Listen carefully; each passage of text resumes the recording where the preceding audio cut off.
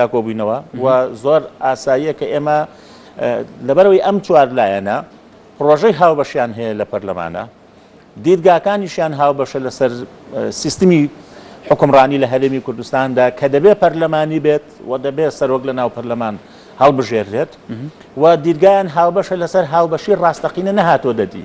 هیچ کامێک لەم چوار لایەنە پشتی خۆیان وەرنەگرتووە لە ناو حکوومەتی هەرێمی کوردستاندا و لە ناو بڕیار لە هەرێمدا. بۆیە ئاسایی ئێمە بۆ سبەینێ یان دوو سبەی هەر کاتێک بێت چکە تا پێنجشەمە ئێمە مولزمین بە وەڵام و وەڵامەکەش بە یەک پاکێج ئەدەینەوە، یەک وەڵامی هاوبەش ئەدەینەوە و ئەمەمان لە کۆبوونەوەکە بە برادرانی پارتی دیموکراتی کوردستان وتووە. باش سەرچاوەکە ئاماژەی بۆ کردووە کە کۆبوونەوەکەی سبەینێ ئەم چوار لایەنە بۆ ئامادەکردنی ئەو سێ پاکێجێ بۆ پارتی دیموکراتی کوردستان کە داوای لێکردوون باشەوە کۆبوونەوەکەش لە بارگای مەکتەبی سیاسی یەکێتی نیشتیمانی کوردستانە بێت.